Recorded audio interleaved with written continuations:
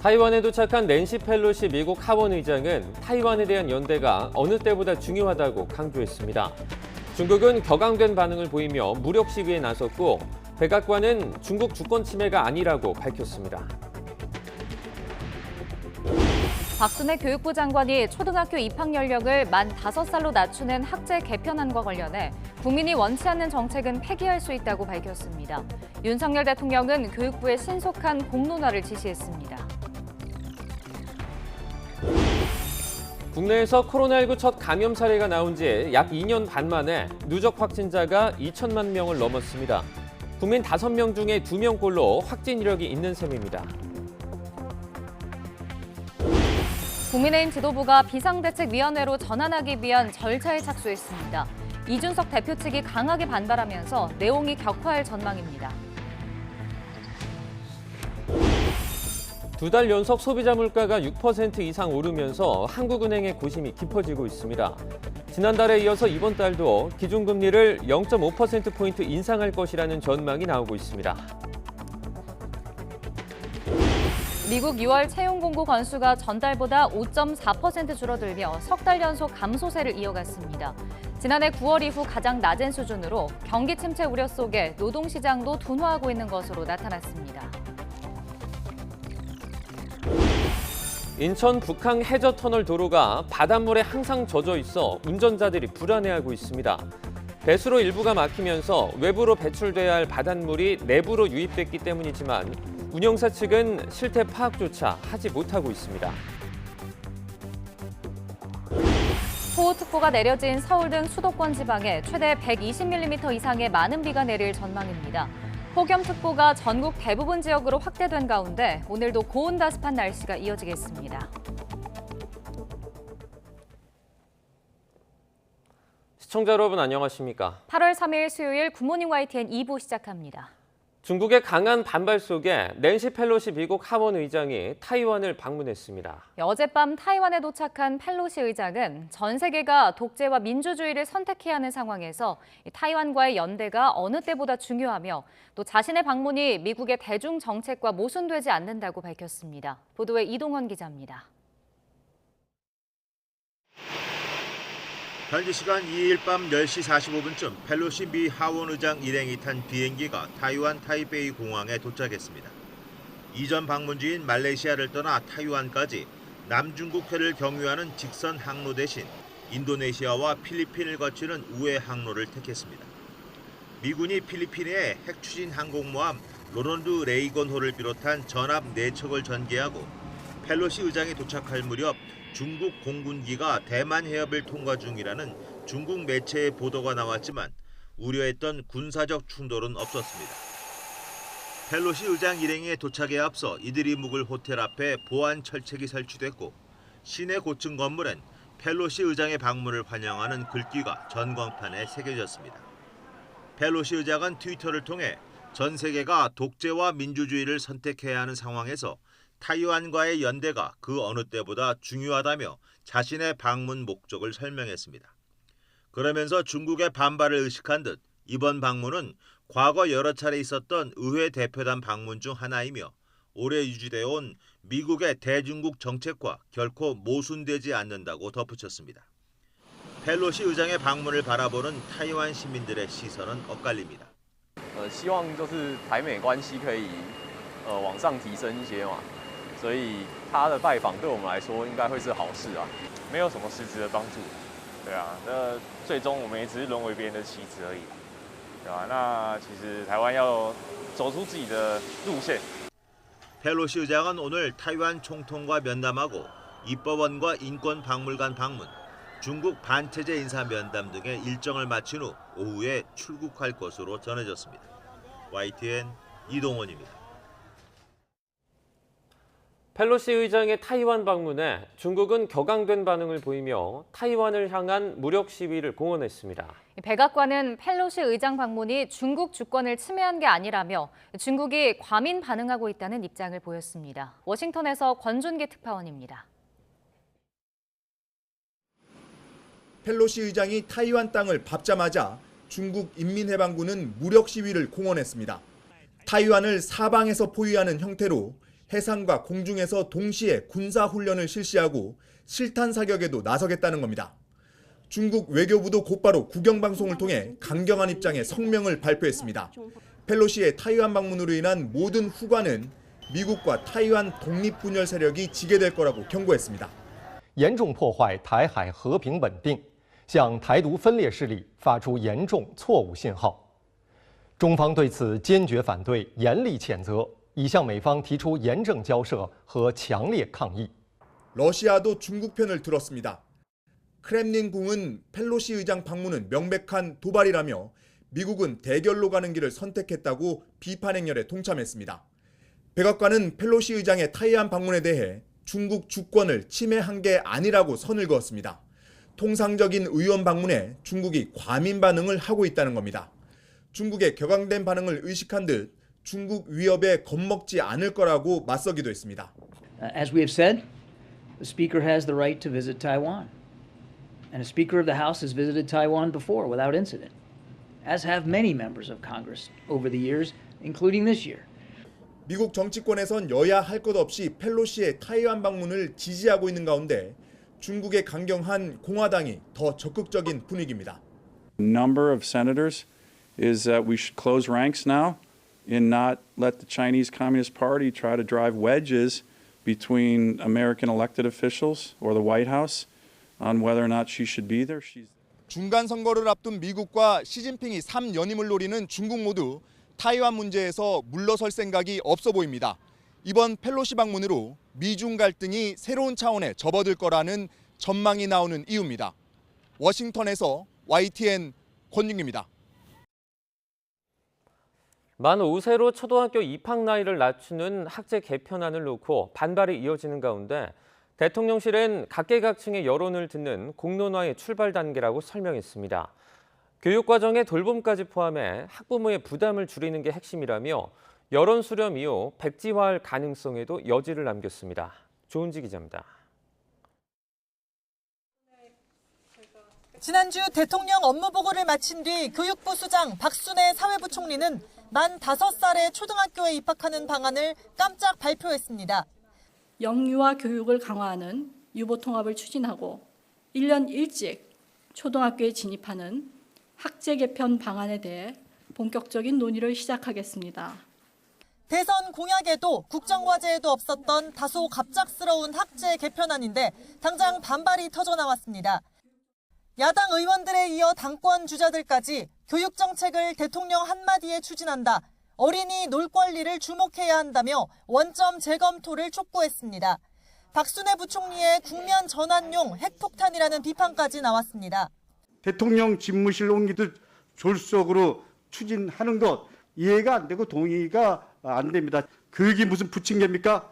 학부모와 학생들이 마루타입니까? 인사검증을 거치지 않은 장관께서 국민들을 향해 핵폭탄을 막 투척을 하고 국면 전환용으로 이 문제를 던졌다라고 하면 결국 대통령실이 진화에 나섰습니다. 처음 취재진 앞에선 안상훈 사회수석은 교육의 돌봄까지 통합해 아이를 안전하게 성장시키고 부모 부담도 줄이자는 게 출발이었다며 학제 개편에 여러 장점이 있지만 그 자체가 목표는 아니라고 수위를 낮췄습니다. 만 5살 입학은 법을 고쳐야 가능한 만큼 교육부가 각계 여론을 널리 듣고 국민이 원하는 걸 파악하라는 게 윤석열 대통령의 뜻이라고 설명했습니다. 교육부가 신속하게 이에 관한 공론화를 추진하고 종국적으로는 국회에서 초당적 논의가 가능하도록 촉진자 역할을 해달라는 것이 교육부 업무보고에서의 대통령 지시사항이었습니다. 만약 국민 반대가 많으면 백지화할 가능성도 있느냐는 물음에 안 수석은 아무리 좋은 개혁도 국민 뜻을 거스를 수는 없다면서 머리를 맞대고 득실을 따져보자는 거라고 여지를 남겼습니다. 대통령실은 돌봄과 교육을 통합하는 에듀케어 시스템에 방점을 찍었지만 사전 설명이나 교감이 없었던 기습 발표에 이미 여론이 크게 악화한 것이 부담입니다. YTN 조은지입니다. 박순애 부총리 겸 교육부 장관이 논란이 된 초등학교 입학 연령 하향 조정 추진과 관련해 국민이 원치 않으면 정책을 폐기할 수 있다고 말했습니다. 학부모와 교육계의 거센 반발에 한 발 물러선 것으로 보입니다. 직접 들어보시죠. 부모들의 요청에 따라서 이 정책을 처리할 가능성도 있다고 말씀하신 것인가요? 정책은 수정되고 변경되고 전환될 수 있다라고 말씀을 드렸습니다. 그러면 처리하실 가능성도 있다라고 이해를 해도 될까요? 우리 아이들을 위한 거라면 뭐든지 할 수 있고 저희가 8월이나 9월에 설문조사를 하겠다라고 말씀을 드렸습니다. 만약에 정말로 이 정책이 아니라고 한다라면 정책은 폐기될 수 있다고도 생각을 합니다. 그러니까 어떻게 국민들이 전부 원하지 않는 정책을 추진을 하겠습니까? 네, 교육보육계 단체는 이틀째 집회를 열고 개편안 철회를 촉구했습니다. 직접 들어보시죠. 유아기 발달에 전혀 맞지 않습니다. 일단 교실 환경부터 문제입니다. 우리는 놀이를 통해서 유아들이 배움을 이루어 나갑니다. 협소한 초등교실에 닭장같이 둘러앉아서 어떻게 놀이중심 교육을 실현하란 말입니까? 만 5세가 초등학교 1학년이 된다면 지금도 해결하지 못한 넘쳐나는 돌봄 수요에 대한 해결책 어떻게 마련하실 건지 대책 하나도 없습니다. 수업 종료 후 돌봄 교실을 이용하지 못하는 가정에서는 사교육 기관으로 몰릴 수밖에 없는 것이 현실입니다. 지금 7살 아이를 키우고 있는데 7살 아이도 굉장히 아기 같거든요. 그래서 아직 초등학교 갈 준비가 안 된 것 같은데 우리 아이들의 놀이할 수 있는 자유 그리고 그런 놀이할 수 있는 공간, 놀이할 수 있는 시간 우리가 함께 지켜줘야 한다고 생각합니다. 이 수도권 지방에 호우특보가 내려진 가운데 출근길 강한 비가 집중되고 있습니다. 오후에는 남해안에도 국지성 호우가 쏟아지겠고 비가 그친 뒤에는 더위의 기세가 한층 더 강해지겠습니다. 자세한 날씨 알아보겠습니다. 신미림 캐스터. 네, 기상센터입니다. 네, 지금 수도권 지방에 장대비가 쏟아지고 있죠? 네, 오늘 아침 출근길 우산 꼭 챙기셔야겠습니다. 오후까지 전국 곳곳에 천둥과 번개를 동반한 요란한 비가 내리겠는데요. 현재 서울 등 수도권 곳곳에는 호우특보가 내려진 가운데 시간당 30mm가 넘는 장대비가 집중되고 있고요. 오전까지는 수도권과 영서지방에, 오후에는 남해안을 중심으로 국지성 호우가 쏟아지겠습니다. 앞으로 서울 등 수도권 지방의 많은 곳은 120mm 이상, 강원 영서에도 100mm가 넘는 호우가 쏟아지겠고요. 전남과 경남에도 최고 70mm의 많은 비가 예상되고 있습니다. 비가 내려도 더위는 쉬어가지 않았습니다. 전국 대부분 지역에 폭염특보가 내려진 가운데 밤사이 곳곳에서 열대야가 나타났고요. 한낮에도 서울 기온은 31도, 대전과 광주는 32도, 대구는 34도까지 오르겠습니다. 내일과 모레는 찜통더위 속에 요란한 소나기가 지나는 곳이 있겠습니다. 지금까지 날씨 정보였습니다. 지금까지 우리나라에서 코로나19 확진 판정을 받은 사람의 수가 2천만 명을 넘었습니다. 최근 신규 확진자 증가폭은 둔화하는 양상인데 이번 주가 대유행의 분수령으로 꼽힙니다. 김경수 기자입니다. 국내 코로나19 누적 확진자 수가 2천만 명을 넘었습니다. 지난 2020년 1월 첫 확진자가 나온 뒤 약 2년 반 만에 국민 10명 가운데 4명이 확진 판정을 받은 셈입니다. 본인도 모르게 감염이 지나갔거나 증상이 있어도 진단검사를 받지 않은 숨은 감염자까지 고려하면 실제 감염 경험이 있는 사람은 훨씬 많을 것으로 추정됩니다.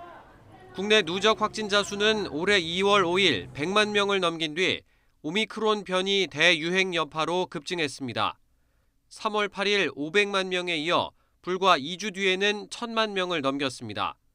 이후 소강 상태에 접어들었다가 지난달 다시 증가 속도가 빨라지면서 133일 만에 2배인 2천만 명이 됐습니다. 최근 코로나19 확산세는 여전한 가운데 증가폭은 둔화하는 모습입니다.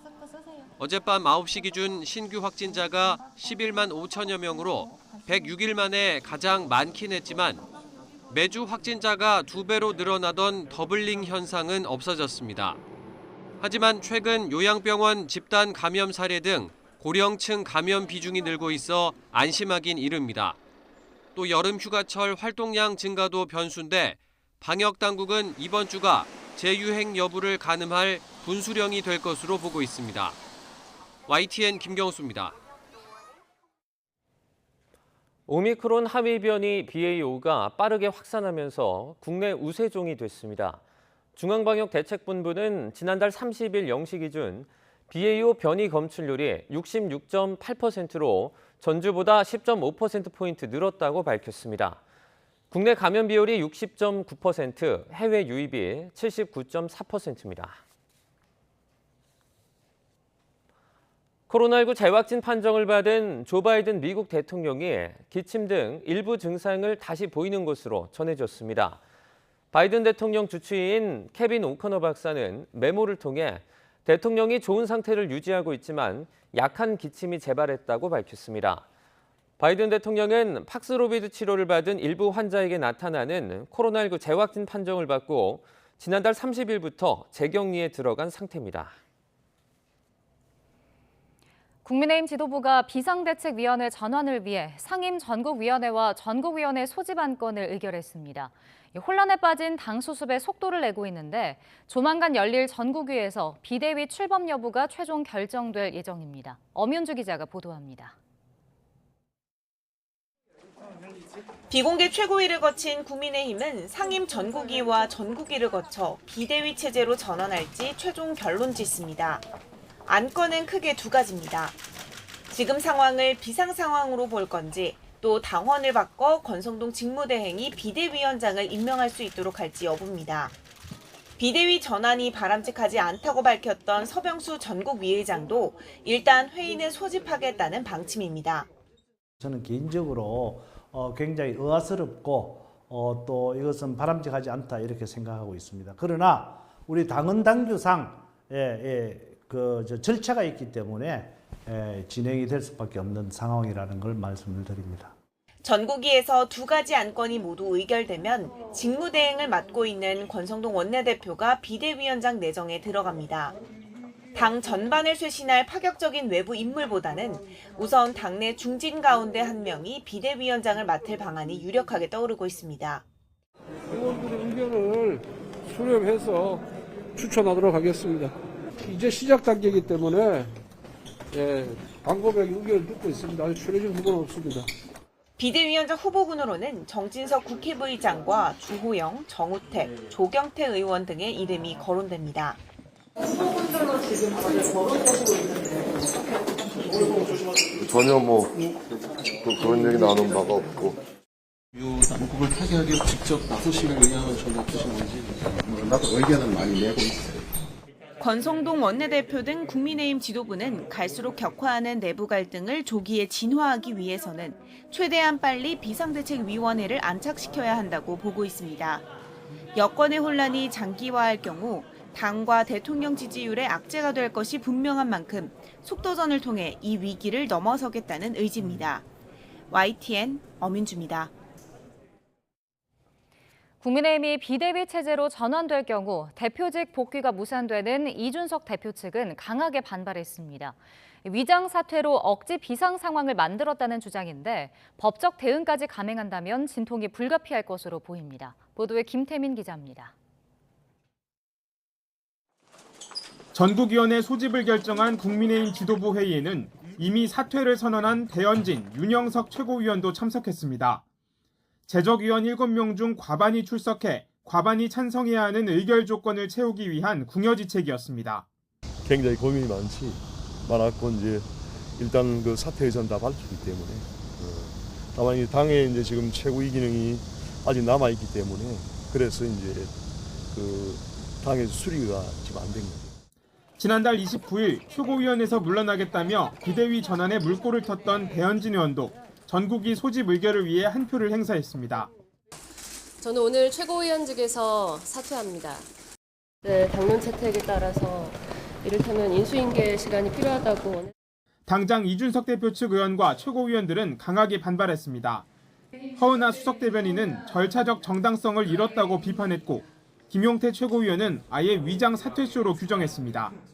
이거는 코미디 아니겠습니까? 민영배 의원의 꼼수 탈당을 굉장히 강하게 비판했었는데 민주주의의 원칙을 훼손한 거라고 강하게 비판했었는데 저희 최고위원분들께서 같은 행동들을 하고 계시니까. 이준석 대표도 배현진 의원을 겨냥해 권력을 향한 탐욕에 끝이 없다고 가세했습니다. 비대위가 전환되면 다시 당대표로 돌아올 수 없게 되는 이준석 대표가 법적 대응에 나서고 법원이 이 대표의 손을 들어준다면 당이 더 큰 혼란에 빠질 거란 전망도 나왔습니다. 홍준표 대구시장은 이 대표의 주장이 법원에서 받아들여질 가능성이 크다며 무리한 바보짓을 했다고 쓴소리를 쏟아냈습니다. 남은 절차도 만만치 않습니다. 당을 비상 상황으로 볼 수 있는지에 대한 해석이 여전히 분분한 데다 비대위원장을 임명하려면 당원 당규까지 개정해야 하기 때문입니다. 전국위의장인 서병수 의원조차 어떤 상황도 배제할 수 없다고 밝혔을 정도입니다. 상임전국위원들이 모여가지고 토론을 통해가지고 의사를 결집을 해야 되는 그런 상황입니다. 그래서 어떤 상황도 배제할 수 없다고 저는 생각을 합니다. 비대위 전환이 명분과 절차 모두 문제가 있다는 지적이 계속 제기되는 데다 전국이 문턱을 넘는다 해도 비대위의 활동 기간과 성격, 또 누가 비대위원장을 맡을지를 두고 당분간 진통이 불가피해 보입니다. YTN 김태민입니다. 더불어민주당 당대표 후보들의 첫 TV 토론회가 열렸습니다. 97세대 후보들은 최근 실언 논란 등을 고리로 유력 후보인 이재명 의원을 압박했고 이 의원 역시 적극적으로 반박하며 맞섰습니다. 보도에 이경국 기자입니다. 본경선 투표 시작을 하루 앞두고 열린 첫 TV 토론. 민주당 당권주자들은 시작부터 정부 여당을 한 목소리로 질타했습니다. 산무 정권이라고 보통 부릅니다. 무능, 무책임, 그리고 무기력하다. 이 정권의 성격은 불안 정권이 되어버렸습니다. 대통령은 걱정 대통령이 되어버렸습니다. 정부 여당은 사정정국과 내부 권력 다툼에만 몰입되어 있습니다. 하지만 본격 토론에 돌입하자 97세대 주자들은 전선을 꾸려 최근 이 의원의 잇따른 실언 논란을 꼬집었고 이 의원은 일리 있는 지적이라면서도 적극 반박에 나섰습니다. 저소득자, 저학력자들의 경우에 국민의힘을 많이 지지한단다. 그 말씀을 하시면서 언론 환경 탓이다 이런 말씀을 하셨어요. 그런 말씀을 남탓 노선으로 규정하고 욕하는 플랫폼 적절하지 않다. 저는 이렇게 생각이 됩니다. 비난이나 증오가 아니라 서로 존중한 기반에서 소통되어야지 맞는 것이고 서민들에 대한 일자리 예산 이런 것들을 삭감하고 있지 않습니까? 그런 정당을 지지하는 이 좀 비정상적인 상태가 좀 아쉽다. 예. 자유로운 소통을 강조한 것이다. 이렇게 좀. 인천 계양을 셀프 공천 논란 등을 두고 사당화와 팬덤 정치에 대한 우려를 드러내기도 했습니다. 어떤 분들은 유력 후보가 되면 당이 분열되지는 않을까, 또 한쪽으로 휩쓸려가지는 않을까 걱정하고요. 여기에 국민의힘은 이재명 의원을 두려워하지 않는다는 지적에 이어 이재명 후보가 당대표가 되면 땡큐다, 이나땡 이라면서 이재명 후보를 기다린다고 하는 기사가 나왔던 걸 기억을 합니다. 이래서야 되겠습니까? 대선 패배 책임을 묻는 듯한 질문도 이어졌는데 이 의원은 사과하며 책임지겠다고 밝혔습니다. 0.73%든 73%든 진 것은 진 것입니다. 저의 부족함이 가장 큰 원인이었다 이렇게 생각합니다. 첫 토론부터 어차피 대표는 이재명, 이른바 어대명을 깨려는 공세가 쏟아진 가운데 후보들은 전국을 돌며 토론회를 이어갈 예정입니다. YTN 이경국입니다. 더불어민주당이 오늘부터 8.28 전당대회를 앞두고 새 지도부 선출을 위한 본격적인 지역별 권리당원 온라인 투표를 시작합니다. 민주당은 오늘 오전 9시부터 강원과 대구 경북 지역에서 내일은 인천 제주 지역의 권리당원을 대상으로 온라인 투표를 진행한다고 밝혔습니다. 2달 연속 소비자 물가가 6% 이상 오르면서 한국은행이 기준금리 인상폭을 놓고 고심에 빠졌습니다. 지난달에 빅스텝을 단행했는데도 물가 상승률이 더 치솟자 이번 달에 0.5%포인트를 또 올릴 수 있다는 전망이 나오고 있습니다. 박병환 기자가 보도합니다. 7월 소비자 물가가 1년 전보다 6.3% 올랐습니다. 외환 위기 때인 1998년 11월에 6.8% 이후 가장 높은 수치입니다. 또 6월에 이어 2달 연속 6%를 넘는 상승률은 23년 8개월 만에 처음입니다. 석유류 등 공업 제품과 외식 등 개인 서비스 가격이 높은 오름세를 지속한 가운데 농축수산물과 전기가스 수도 가격도 오름세가 확대되면서 전년 동월과 비교해서 6.3% 상승하였습니다. 이에 따라 물가 관리를 맡은 한국은행이 다급해졌습니다. 지난달에 기준금리를 사상 최초로 0.5%포인트 올리는 빅스텝을 밟았는데도 물가 상승률이 멈추지 않았기 때문입니다. 일부에서는 빅스텝이 한 번 더 필요하다는 의견을 내고 있지만 이창용 한국은행 총재는 0.25%포인트 인상에 힘을 실었습니다. 현재로는 물가와 성장 흐름이 7월 저희들이 했던 기존의 전망 경로를 크게 벗어나지 않는다면 기준금리를 25bp씩 점진적으로 인상하는 것이 적절하다고 판단하고 있습니다. 하지만 이 총재는 물가가 예상했던 기조에서 벗어나면 데이터를 보고 금리 인상의 폭과 크기를 결정하겠다며 빅스텝 가능성을 배제할 수는 없다고 여지를 남겼습니다. 전문가들은 주요 변수로 전 세계적인 코로나19 재확산 우려와 우크라이나 전쟁, 국제 유가를 꼽고 있습니다. 한국은행은 오는 25일 금융통화위원회를 열어 기준금리 인상을 결정합니다. YTN 박병환입니다.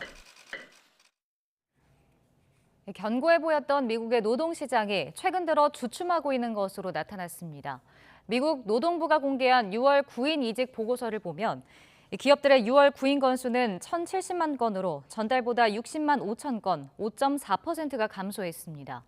이는 3개월 연속 감소세로 지난해 9월 이후 가장 낮은 수준이고 금융정보업체 팩트셋의 전망치였던 1,114만 건을 밑도는 결과입니다.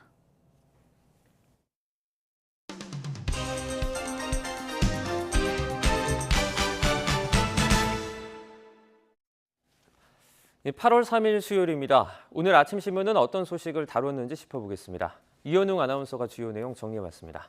어서 오세요. 안녕하십니까. 첫 번째 기사입니다. 오늘 아침 신문들을 쭉 보면요, 이 낸시 팔로시 미국 하원 의장이 이 타이완을 방문한 내용의 사진들이 많습니다. 지금 타이완 해협을 둘러싼 군사 긴장감이 높아지고 있죠? 네, 그렇습니다. 펠로시 하원 의장 어젯밤에 도착을 했습니다. 네. 도착 전부터 긴장감은 계속 고조되고 있었는데요. 지금 보시는 동아일보에 나온 지도 모습 함께 보면서 설명을 드리겠습니다. 중국과 타이완의 중간선을 지금 점선으로 나와 있는데 네. 여기를 기준으로 해서 미국과 중국이 군사 대치하는 모습을 한눈에 확인할 수가 있습니다. 중국은 타이완 인근에서 실탄 훈련을 실시했고요. 또 타이완 해협 중간선까지 군용기들이 비행을 하면서 무력 시위를 이어가는 분위기입니다. 제목을 보시면 중국 항모도 출항했다라는 내용도 있죠. 네. 미국도 가만히 있지 않았는데요. 핵 추진 항공모함 로널드 레이건을 타이완 해역에 접근을 시켰고요. 일본 해상에 있던 상륙 작전함도 함께 합류시켰습니다. 이렇게 한 채 양보 없는 모습 속에서 치킨 게임을 벌인다라는 평가가 나오고 있고요. 3차 타이완 해협 위기 이후 26년 만에 미중 간 군사 충돌로 확산할 수 있다는 우려까지 나오고 있습니다. 이전에 알려졌던 것처럼 바이든 대통령, 처음에는 펠로시 하원 의장의 타이완 방문을 조금은 다시 생각해봐라, 좀 말리는 분위기였는데요. 미국 정부의 분위기가 바뀌었습니다. 이렇게 태도가 바뀐 이유는 뭘까요? 중앙일보에서는 미국 현지 언론을 인용해서 중국이 강력하게 반발하는 상황에 한 발 물러서게 된다면 중국에 굴복했다라는 인상을 줄 수 있다는 점을 들고 있었고요. 또 치포 동맹을 주도하는 미국 입장에서 주요국인 타이완의 산업적 중요성도 고려했을 거라는 분석도 나오고 있습니다. 한편 중국에서는 시 주석이 3연임을 목표하는 상황에서 정치적인 고려가 배경이 됐을 것이라는 분석들이 나오고 있습니다. 한편 타이완의 세계 최대 반도체 위탁 생산 업체죠. TSMC 회장은 중국이 타이완을 침공할 경우 러시아, 우크라이나 상황에서 봤듯 세계 경제 질서가 붕괴할 것이라고 경고를 했고요. 또 일본의 니케이 신문은 중국이 타이완을 침공한다면 중국 역시도 대중 경제 제재를 받게 되기 때문에 국내 총생산 GDP의 10% 정도가 감소할 수 있다라는 분석을 전하기도 했습니다. 네. 다음 기사로 학제 개편도 보도록 하겠습니다. 교육부의 구상이 전해진 후에 너무 갑작스럽다 이런 반응이 좀 나오고 있었는데요. 일단 숨 고르기에 들어간 것 같아요. 네, 간략하게 정리를 해보면 처음에 이 구상이 공개된 게 지난달 29일이었습니다. 네. 바로 반대 여론이 거세졌고요. 사흘 만인 1일이었죠. 교육시민단체는 용산 대통령실 앞으로 찾아가서 기자회견을 열기도 했습니다. 네. 이때까지만 하더라도 박순애 교육부 장관, 연령 하향 목표에는 변함이 없다라면서 강행 의지를 밝히기도 했습니다. 하지만 입장은 어제 조금 달라졌는데요. 국민들의 반대가 많다면 정책 폐기도 가능하다라면서 한 발 물러섰습니다. 이 언급은 어제 학부모 단체 관계자들과 가진 간담회 자리에서 나왔는데요. 일각에서는 윤석열 대통령의 지지율이 20%대까지 떨어진 상황에서 좀 무리하지 말자라는 대통령실의 우려가 영향을 미쳤다는 분석도 나오고 있었습니다. 네. 이런 모습을 본 정치권, 특히나 야권에서는 교육이 무슨 부침개냐라는 질타가 나왔고요. 철저한 준비 없이 국민에게 대혼란을 줬다면서 박순애 장관의 책임론을 언급하기도 했습니다. 이런 지적은 야당 의원들을 중심으로 나왔지만 여당 의원들도 적극적으로 대응하지는 않는 모습이었는데요. 또 여당 일각에서도 교육부 장관으로서 자질과 능력이 의심스럽다면서 사퇴를 요구하는 목소리까지 나오고 있다고 합니다. 네. 이번 논란 속에서 가장 많이 등장하는 단어가 이제 사회적 합의인데 당연한 말이지만 이 사회적 합의가 반드시 전제돼야 할 것 같습니다. 네. 다음 기사입니다. 네, 아래 보시면 인플레이션 합성어 같아요. 버거플레이션이라는 제목의 기사가 나왔네요. 네, 그렇습니다. 물가가 워낙 무섭게 빠르게 오르다 보니까 이 인플레이션과 합성한 단어들이 참 많이 나오고 있는데요. 네. 오늘은 그중에서 버거플레이션 이야기를 해보겠습니다. 러시아의 우크라이나 침공 이후 햄버거 프랜차이즈 가격을 올린다는 내용, 제가 이 자리에서 전에 한번 전해드렸던 기억이 납니다. 네. 올 초였던 것 같은데 얼마 지나지 않은 것 같은데 또 같은 내용이 신문에 실리게 됐습니다. 이 기사에서는 여러 주요 패스트푸드들의 가격 인상 내용이 나와 있는데요. 얼마나 올랐나, 이 가격적인 측면도 눈에 띄지만 그보다도 얼마 만에 또 올렸나, 이 기간에 대한 부분도 주목이 됩니다. 네. 살펴보면 주요 프랜차이즈들 이미 작년 말부터 올해 초 사이에 한 차례 가격을 올린 바 있습니다. 그런데 대부분이 반년 만에 또 가격을 올렸다는 소식이 전해졌습니다. 기사에서는 프랜차이즈 본사 측의 입장도 담고 있었는데요. 물가 상승, 특히나 원재료 값이 계속 오르는 상황에서 어쩔 수 없었다. 가맹점의 수익성을 보장하기 위해서는 어쩔 수 없었다. 이렇게 이야기를 하고 있습니다. 네. 원래 햄버거는 이제 간편하고 저렴하다 이런 이미지가 좀 있었는데 이제는 좀 그렇지만도 않게 된 것 같아서 좀 씁쓸합니다. 5,000원부터 8,000원까지 하고 있습니다. 네. 다음 기사 보겠습니다. 네, 경제 관련된 내용 같아요. 부채 늪에 빠진 청년층이라는 제목인데 어떤 내용입니까? 네, 한겨레 신문 기사인데요. 중앙에 나온 그래프를 보면서 설명을 들으시면 조금 더 좋을 것 같습니다. 네. 2019년 말과 2021년 말 한국은행의 자료를 기초로 해서 연령별 은행권 가계대출 비중을 비교한 겁니다. 지금 색깔이 조금 다르게 나와 있는데 왼쪽이 2019년 말, 오른쪽 짙게 나온 부분이 2021년 말 기준입니다. 전반적으로는 흐름은 비슷해 보이는데 자세히 보면요.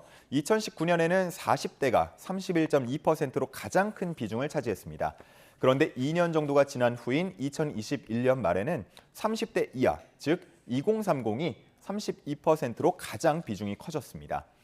한겨레 신문은 청년층은 빚의 질 측면에서도 가장 나쁘다고 분석하고 있었는데요.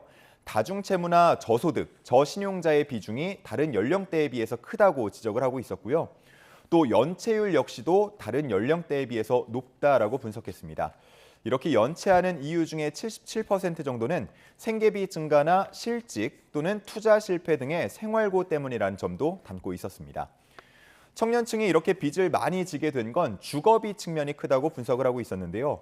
20대는 주로 전월세 자금 마련, 또 30대는 주택 구입을 위한 담보대출이 가장 큰 비중을 차지하고 있었다고 합니다. 이 신문에서는 청년층이 빚을 많이 지고 있는 지금의 이런 상황을 위험하다라고 진단을 하면서 이들을 위한 지원이 필요하다고 기사를 마무리하고 있었습니다. 네, 다음 기사 보겠습니다. 최근에 인기 드라마 때문에 법이나 로펌에 대한 국민들의 관심이 좀 높아지고 있는 것 같습니다. 비슷한 분야인데요.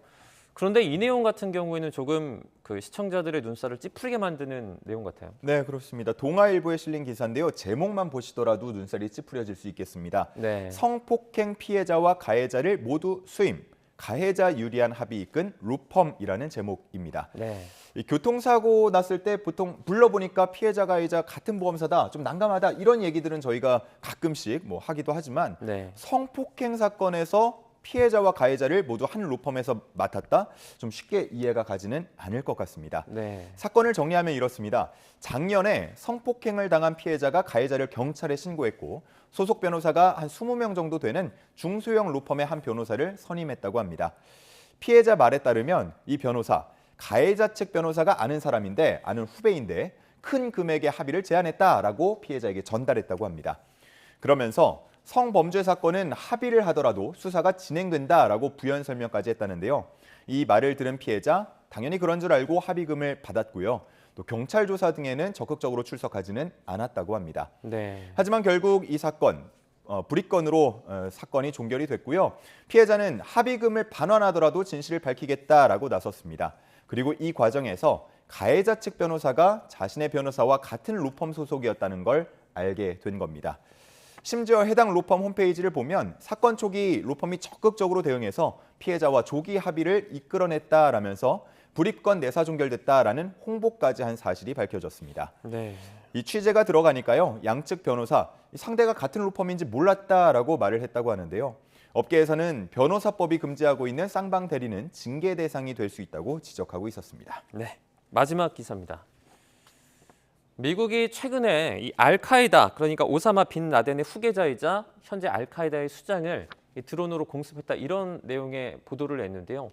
이 기사는 어떻게 다뤘습니까? 맞습니다. 이름은 아이만 알자와히리인데요. 오랫동안 오사마 빈 라덴에 이은 알카에다의 2인자로 활동한 인물입니다. 네. 아주 끔찍한 사건이었죠. 9.11 테러 등의 각종 테러를 설계해온 인물로 꼽히고 있고요. 2011년 빈 라덴이 사살된 후에는 실질적인 1인자로 활동해왔습니다. 미국은 빈 라덴과 마찬가지로 알자와히리도 20년 넘게 추적해왔는데요. 최근에 올해 초에 거취에 대한 첩보를 입수를 했고 결국 오랜 계획 끝에 사살에 성공했다고 합니다. 올해 초에 거취를 파악해서 여러 차례 회의를 거쳤고요. 또 파악된 은신처와 비슷한 모형을 만들어서 작전 회의까지 거쳤다고 합니다. 결국 지난달 말 바이든 대통령의 승인이 떨어졌고요. 발코니로 나온 알자와히리를 드론을 이용해서 사살했습니다. 해당 드론에 실린 미사일은 헬파이어라고 불리는데요. 별칭은 닌자 미사일이라고도 합니다. 네. 폭약을 사용하는 미사일은 아닌데 표적에 명중되기 직전 6개의 칼날이 펼쳐지도록 설계된 미사일입니다. 이런 무기를 사용한 덕분에 알자와히리의 가족이나 그 어떤 민간인 피해도 없었다고 바이든 대통령은 직접 발표하기도 했습니다. 네, 알겠습니다. 오늘 여기까지 듣도록 하겠습니다. 고맙습니다. 감사합니다.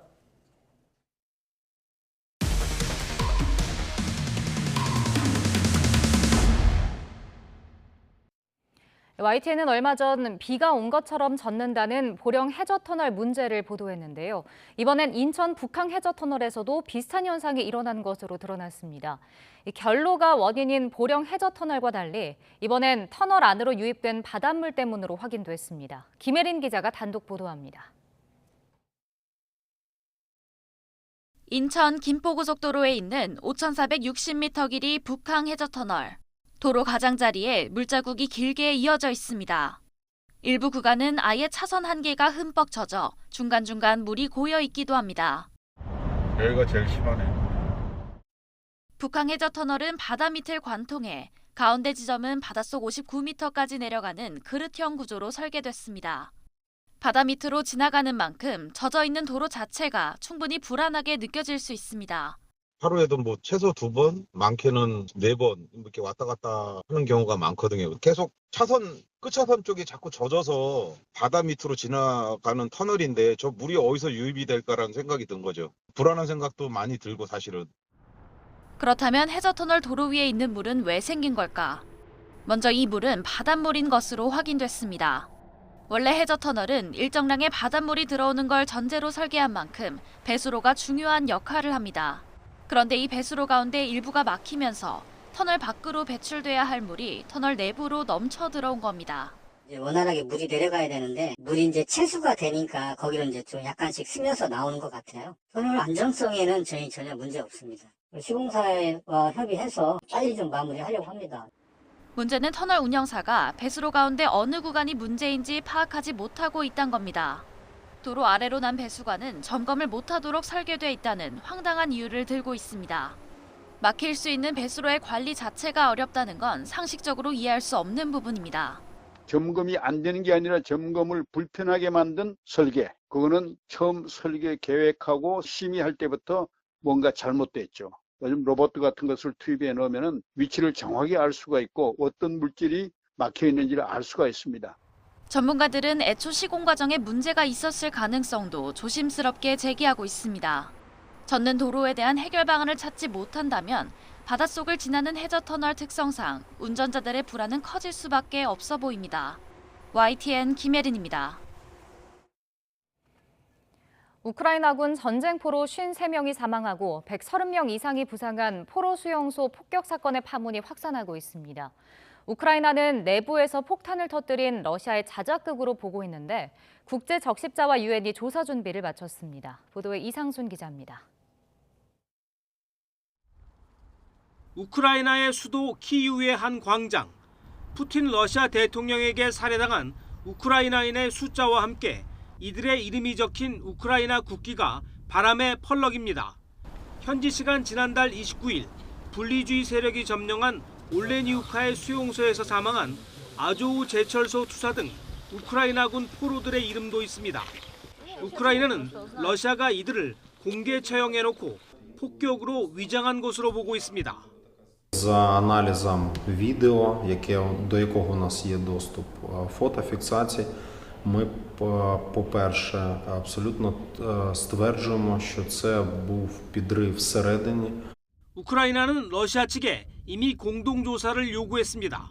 하지만 러시아는 답변 대신 이번에 숨진 아조우 제철소 투사 등을 테러리스트로 규정했습니다. Административный свобод заявления Генерального прокурора Российской Федерации удовлетворить. Признать украинское организированное националистическое объединение «Азов». 희생자 유족들은 강력히 반발했습니다. 국제적십자사와 유엔에 진상조사를 요청했습니다. Они не террористы. Они защищались, и они мужественно стояли, оборонялись, они показали всю свою мощь, всю свою силу, они вышли за грани невозможного, и я не считаю их террористами, я считаю их героями. Какие они могут быть террористы? 이에 대해 국제적십자사와 유엔은 조사에 착수할 준비를 마쳤다고 밝혔습니다. 국제적십자사는 수용소 측에 포로들의 접견 권한을 요청했지만 포격 당시 올레니우카 수용소에 있던 이들 모두를 방문할 권한은 아직 승인받지 못했다고 전했습니다. 유엔 역시 당사국들의 정식 동의를 기다리고 있다면서 전문가를 보내는 등 국제적십자사를 전폭 지원할 계획이라고 밝혔습니다. YTN 이상수입니다. 러시아의 침공 이후 처음으로 흑해를 통해 출항한 우크라이나의 곡물 수출선이 이스탄불에 도착했다고 튀르키예 국방부가 현지 시각 2일 밝혔습니다. 전날 오전 9시쯤 우크라이나 오데사에서 우크라이나산 옥수수 2만 6천 톤을 싣고 출항한 라조니오는 이날 밤 9시쯤 이스탄불의 보스포루스 해협 입구 주변에 정박했습니다. 라조니오는 이스탄불에서는 3일 오전 우크라이나와 러시아, 유엔, 튀르키예로 구성된 공동조정센터의 선박 검사를 받게 됩니다. 러시아가 미국이 자국을 테러 지원국으로 지정할 경우 미국과 단교할 수 있다고 경고했습니다. 마리아 자하로바 러시아 외무부 대변인은 현지 시각 2일 브리핑에서 국제법에 반하는 이런 조치는 러시아에 대해 미국이 만든 세계 질서에 기반한 규칙에 따라 살아야 한다고 강요하는 것이라며 이같이 밝혔습니다. 또 모든 행동에는 반대급부가 따른다는 것을 잊어서는 안 된다며 이 같은 조치는 단교로 이어질 수 있고 이후에 미국은 돌아올 수 없는 선을 넘는 데 따른 모든 결과를 감수해야 할 것이라고 덧붙였습니다. 러시아의 침공을 피해 국외로 탈출한 우크라이나 피난민 수가 1,000만 명을 넘어섰습니다. 유엔 난민기구 통계에 따르면 개전일인 2월 24일 이후 우크라이나를 탈출한 난민 수는 현지 시각 1일 현재 1,017만 800명을 넘긴 것으로 집계됐습니다. 연일 비가 내리는 궂은 날씨가 이어지고 있습니다. 현재 강한 비구름대는 경기 남부 지역에 머물고 있고요. 이 지역에는 호우특보가 내려진 가운데 시간당 30mm가 넘는 장대비가 집중되고 있습니다. 오후에는 남해안을 중심으로도 국지성 호우가 쏟아질 것으로 보이니까요. 비 피해 없도록 주의하셔야겠습니다. 앞으로 서울 등 수도권 지방의 많은 곳은 120mm 이상, 강원 영서에도 100mm가 넘는 호우가 쏟아지겠고요. 전남과 경남에도 최고 70mm의 많은 비가 예상되고 있습니다. 비가 내려도 더위는 쉬어가지 않겠습니다. 지난 밤 사이에도 곳곳에서 열대야가 나타났는데요. 현재 서울 기온은 25.2도, 대구는 26.3도를 나타내고 있습니다. 이 전국 대부분 지역에 폭염특보가 내려진 가운데 오늘 서울의 한낮 기온은 31도, 대전과 광주는 32도, 강릉과 대구는 34도까지 치솟겠습니다. 내일과 모레는 찜통더위 속에 요란한 소나기가 지나겠습니다. 지금까지 날씨 정보였습니다.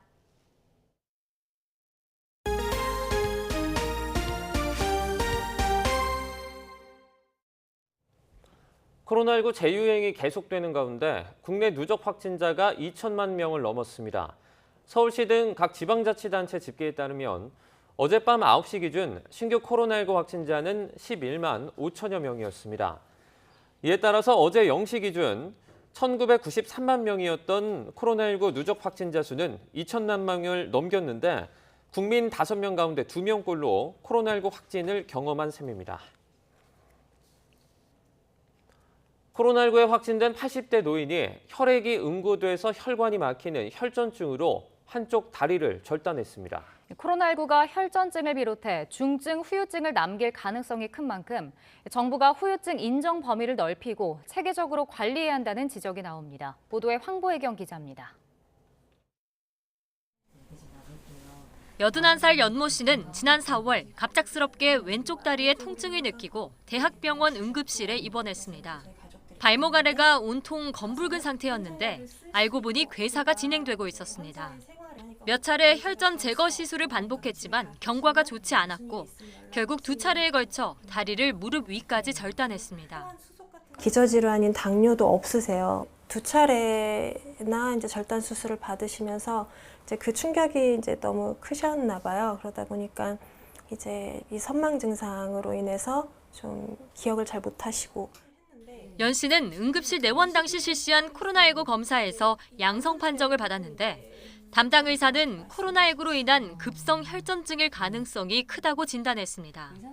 코로나로 인해서 급성 폐렴하고 혈전증이 왔다고 하시더라고요.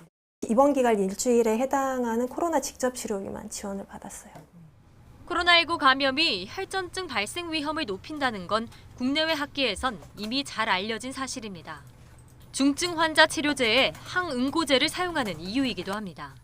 코로나19에 감염되었을 때 다양한 질환들이 합병증으로 발생할 수 있다고 되어 있고요. 특히 혈전 관련이나 아니면은 심내혈관계 질환들이 늘어난다는 것은 잘 증명이 돼 있습니다. 하지만 정부에선 혈전증을 코로나19 후유증으로 공식 인정하진 않고 있습니다. 질병청은 미국 질병통제예방센터 연구 결과에 따라 두통과 발열, 호흡곤란, 피로감 등의 임상 증상을 대표적인 코로나19 후유증이라고 보고 있는데 여기엔 혈전증이 포함돼 있지 않기 때문입니다. 혈전증은 이상 반응이거든요. 그게 후유증으로 포함이 되는지는 현재로서는 알 수가 없거든요. 코로나19는 전대미문의 전염병 가운데 하나인 만큼 뇌졸중이나 치명적인 장기 손상 등 여러 심각한 후유증을 남기기도 합니다. 정부가 적극적으로 여러 후유증에 대한 위험성을 경고하고 체계적인 관리에 나서야 한다는 목소리가 나오고 있습니다. YTN 황보혜경입니다. 직장에서 일하다 다치면 산업재해, 이른바 산재를 신청하는 게 당연합니다. 그런데 한 장애인 노동자가 일하다 다쳐 뼈가 부러지고 유산까지 했지만 산재 신청은 생각하지도 못했는데요.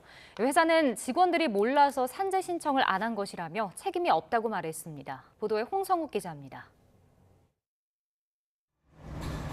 진단키트 등 의료용품을 만드는 강원도 춘천의 한 바이오 기업입니다. 생명 존중과 상호 존중의 가치 실현을 기업의 사명으로 삼고 있는데요. 하지만 억울한 일을 당했다며 YTN을 찾아온 직원들의 말은 달랐습니다. 과연 무슨 일이 있었던 걸까요? 52살 김모 씨, 지난 2016년 장애인 의무 고용으로 해당 기업에 채용됐습니다. 생산관리실 회계 업무를 맡았는데 문제는 업무 환경이었습니다. 사고로 왼쪽 다리가 불편한 지체장애인인 김 씨가 다니기에 너무 가파른 계단과 통로. 2018년 서류를 옮기던 중 계단에서 넘어졌고 꼬리뼈 골절에 뱃속 아이까지 잃었습니다. 하지만 산재 처리는 생각지도 못했습니다. 사고 2달 전 회사에서 다친 다른 직원을 병원에 이송하며 김 씨가 상사로부터 받은 문자. 산재 처리되면 일이 복잡해진다며 병원에는 일하다 다쳤다고 말하지 말라는 겁니다. 당시 문자를 보낸 상사는 3일 이상의 요양이 필요한 부상이 아니라 산재 처리하지 않았다고 해명했습니다. 하지만 김 씨가 기억하는 건 다릅니다. 그분은 찢어지는 사고여가지고 그게 한 5바늘인가 6바늘인가 꿰맸어요. 그러니까 봉합수 실수를 한 거죠. 3개월 더 쉬었던 것 같아요. 그래서 이런 사내 분위기 탓에 김 씨는 자신이 다쳤을 때도 산재 처리를 하지 못했다고 토로했습니다.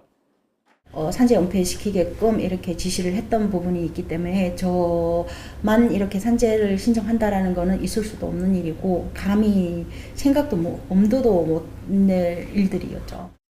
병원비는 지원받았지만 회사에서 다쳤다는 기록은 남지 않은 겁니다. 김 씨는 지난 2020년 또 다른 직원 역시 손가락 신경을 잃는 사고를 당했지만 산재 신청을 하지 않고 결국 회사를 떠났다고 말했습니다. 손 관련돼서 의료보험 처리로 해서 내 보험을 하라는 얘기가 있었어요. 근데 그렇게 하게 되면 산재를 안 되고 내 질병으로 빠진단 말이에요. 왜 그렇게 해야 되냐 얘기하니까 돈 안 들어요 이렇게만 얘기해버리니까 되게 웃긴 거죠. 산재 신청이 되지 않는 이유를 묻자 회사는 직원들이 몰라서 그런 것이라고 답합니다. 산재가 왜 그 전까지 몰랐던 이 사람들은 산재하면 회사적으로 부담이 있다든가 이런 게 몰라서 못하고 있잖아요. 하지만 해당 사건을 들여다본 노무사 생각은 다릅니다.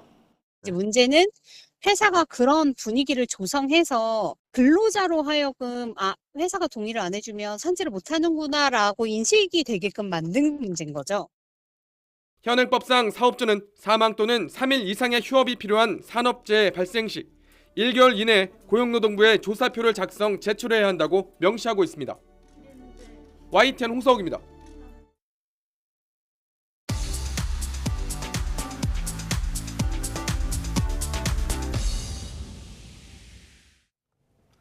경제 소식을 빠르게 전달해 드립니다. 오늘 굿모닝 경제는 석병훈 이화여대 교수와 함께하겠습니다. 교수님 어서 오세요. 어서 오세요. 지난달 소비자 물가 상승률이 나왔습니다. 6.3%를 기록하면서 이 두 달 연속 6%대를 기록했죠. 예, 그렇습니다. 예, 이게 정말 전례 없는 최고치로 상승을 한 것인데요. 네. 그 기여도별로 따져봤을 때 가장 크게 기여한 부분은 역시 국제 유가 상승으로 인한 석유류 제품 가격 상승, 그 다음에 국제 곡물가, 그 다음에 장마와 폭염으로 인한 채소류 가격 상승 등 재료비 가격 상승으로 인한 외식비 가격 상승이 가장 큰 원인이었습니다. 그래서 네. 그 외식비와 석유류 제품 가격 상승을 합치면 이 두 가격 상승이 전체 물가 상승의 약 41% 기여한 것으로 보입니다. 네.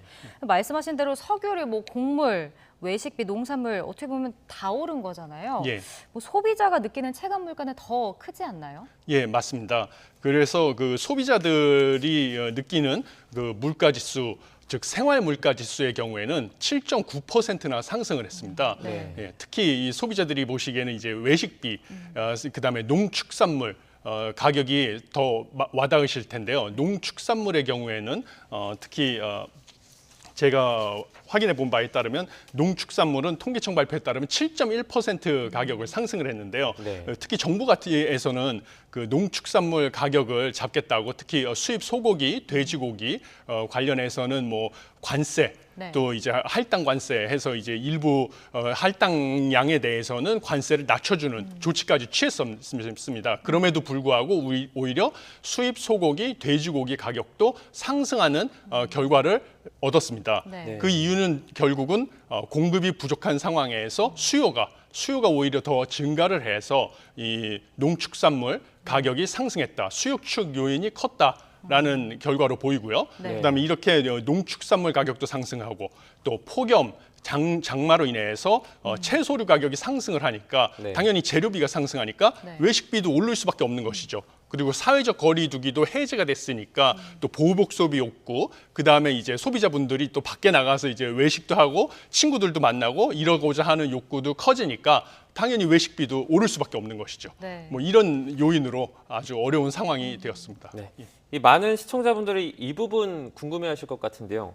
고물가의 정점 시기는 언제쯤일까요? 예, 고물가의 정점 시기는 최근에 그 이창용 한국은행 총재님, 그다음에 추경호 기재부 장관님께서 국회에 출석하셔가지고 두 분 모두 다 9월 아니면 10월에 한국의 이제 물가 상승이 정점을 맞이할 것이다. 라고 두 분 모두 말씀을 하셨는데요. 네. 제가 보기에는 그 두 분이 그렇게 말씀하시는 근거는 첫 번째는 이제 근원 생산자 물가지수 가 우리나라에서 3월 달에 이미 상승률이 정점을 찍었다. 전년 동월 대비 상승률이 3월 달에 정점을 찍었다는 것으로 그렇게 생각을 하시는 걸로 저는 보고 있습니다. 왜냐하면 근원 생산자 물가 지수라는 것은요, 상대적으로 변동성이 큰 에너지 가격과 식료품 가격을 제외한 건데요. 그래서 장기적으로 생산자 물가의 추세를 볼 수 있는 지표입니다. 그런데 이제 생산자 물가라는 것은 결국은 생산자가 제품을 만들기 위해서 구입하는 원료의 가격을 나타내는 것이고요. 그다음에 이 원료의 가격이 결국은 생산자가 만들어서 생산하는 제품을 우리가 소비를 하게 되죠. 그러면 소비재의 가격에 반영이 되게 돼 있습니다. 그래서 이 소비자 물가 지수에 약 6개월 정도 선행한다고 우리가 보고 있는데요. 우리나라의 이제 근원 생산자 물가 지수가 3월 달에 고점을 상승률이 찍었기 때문에 6개월 뒤면 이제 9월 달쯤에 소비자 물가 지수 상승률이 고점을 찍는 것이 아니냐라고 이게 보고 있는 것이 뭐 합리적인 추론이다라고 생각을 하고 있고요. 그 다음에 또 미국과 우리나라 간에 그 물가 상승률 고점이 약 3개월 정도 시차가 있다고 제가 생각을 하고 있는데요. 그 이유는 방역 단계 완화, 사회적 거리두기 해제의 그 시차가 미국과 우리나라 간에 약 3개월 정도 시차가 있습니다. 그래서 이제 보호복 소비가 미국과 우리나라 간에 약 3개월간의 시차가 있어가지고 미국의 경우에는 이번에 FOMC의 이제 제롬 파웰 의장이 미국의 이제 물가 상승이 정점이 이제 막 지나고 있다라고 이렇게 그걸 시사하는 발언을 했거든요.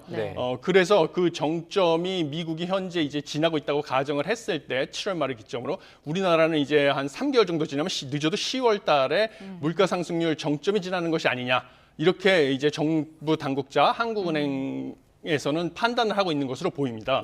그런데 저는 아직까지 그렇게 속단하기는 이르다라고 보고 있습니다. 왜냐하면 그 근거로는 우리나라 기대 인플레이션율이 아직 하락하는 추세를 보이지 않고 있다는 데 있는데요. 최근에 이제 조사에 의하면 기대 인플레이션율을 우리나라에서 측정한 이래 사상 최고치를 찍었습니다.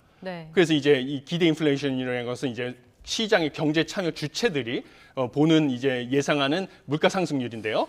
그게 사상 최고치라는 것은 이제 모든 소비자들, 생산자들이 물가가 더 많이 오를 것이라고 예상을 하기 때문에 그러면 이제 뭐 라면 같은 것도 하나 살 것을 이제 물가가 더 오를 거라고 예상하니까 한 박스로 사다 놓게 되죠, 소비자들이. 그러니까 이게 반영돼서 물가가 더 빠르게 오를 거기 때문에 아직까지는 기대 인플레이션율이 하락하는 추세를 확인하지 못해서 9월 달이나 10월 달에 정점을 찍어올 것이라고 속단하기 어렵고요. 그다음에 이제 한국은행에서 끊임없이 이제 기준금리를 인상하겠다는 의지를 표명하고 계시기 때문에 그러면 이제 한 연말 정도쯤에 가서야 다른 변수가 없다는 전제 하에서 물가 상승률이 고점을 찍지 않을까 조심스럽게 예상하고 있습니다. 교수님께서는 12월 정도 고물가 정점을 찍을 거다 이렇게 판단하시나요? 제가 그 조심스럽게 예상을 하고 있습니다.